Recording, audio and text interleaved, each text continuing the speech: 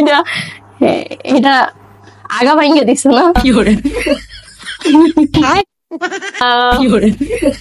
খেয়ে দেখবা, এটা মনে হয় হ্যাঁ একটু খেয়ে দেখে ভালো হইতো।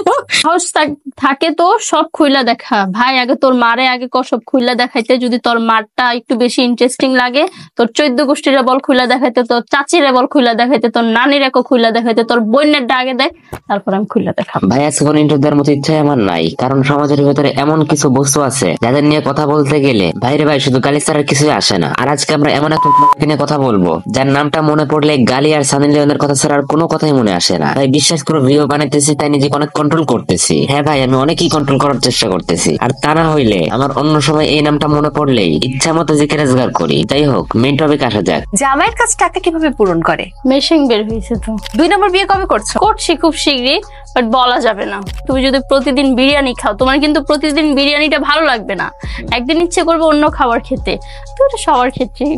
আচ্ছা তোমরা কি জানো একটা মানুষ আর একটা মানুষকে আইডল বানায় বা ফলো করে কখন? হ্যাঁ ভাই আমি জানি তোমরা জানো, তারপরও আমি তোমাদেরকে একটু বলতে চাই। মনে করো এখনকার মতো আমি সুমাইয়ার imo, sorry guys Sumaiya imo হবে, সুমাইয়া ইমো।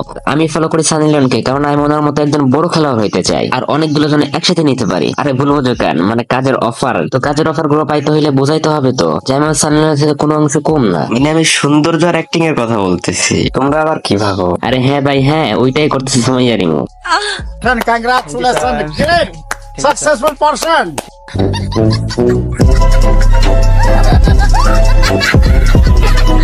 ও ভাই প্লিজ তুই এগুলো আর কইরা দেখাইস না, আমরা জানি তুই অনেক বড় খেলোয়াড় আর আমরা মানছিও। সাহস থাকে তো সব খুইলা দেখা ভাই, আগে তোর মারে আগে সব খুইলা দেখাইতে, যদি তোর মারটা একটু বেশি ইন্টারেস্টিং লাগে তোর 14 গোষ্ঠীর বল খুইলা দেখাইতে, তোর চাচির বল খুইলা দেখাইতে, তোর নানির একো খুইলা দেখাইতে, তোর বোনের আগে দেখ, তারপর আমি খুইলা দেখাম। ভাই কমেন্টে যে করছো তাকে থ্যাংক ইউ। সমস্যা নাই ভাই, তোমার ভাই রিপ্লাইটা আমি দিয়ে দিতেছি। আচ্ছা বোন, ও সরি এইটা তো বোন না, এইটা হবে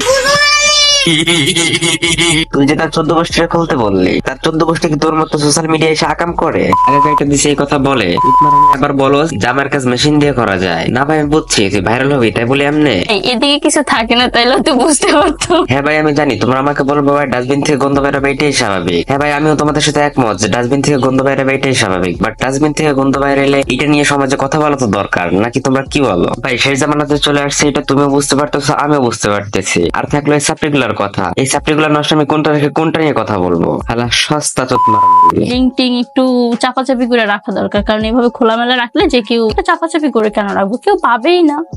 অবশ্যই আমি খাটের রানী। আপনি নাকি বাংলাদেশের সানি লিওন?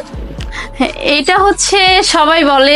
ভাই এই চুতমারানির কথার রিপ্লাই কোনটা রেখে কোনটা দেবো? এই চুতমারানি এত পরিমাণে নষ্টমি করে ভাই, এই চুতমারানির কথা রিপ্লাই দিতে আমরাই ক্লান্ত। তো ভাই তোমরা অনেকেই বলবা যে ভাই আপনি তো এত গালি কখনোই ভিডিওর ভিতরে দেন না, বাট আজকে এত গালি দিতেছেন কেন? ভাই তোমাদেরকে ক্লিয়ার করে আজকে কেন তো গালি দিতেছি। এই মেয়ে নামে ভাইরাল ফেস যখন আমার চোখের সামনে আসে ভাই, শুধু আমার মুখে গালি ছাড়া কিছুই আসে না, জাস্ট আমি আমাকে কন্ট্রোল করতে পারি না। তো গাইস তোমরা যদি চাও যে এই মেয়ে নামে ভাইরালটাকে নিয়ে আমরা আবার একটা কড়া লেভেলের ঠাপ মার্কা ভিডিও বানাই, তো তোমরা ভিডিওতে লাইক করো আর চ্যানেলটাকে সাবস্ক্রাইব করো। দেখা হবে অন্য কোনো ভিডিওতে, আজকের মতো আল্লাহ হাফেজ। It's a toxic bro. Bang bang.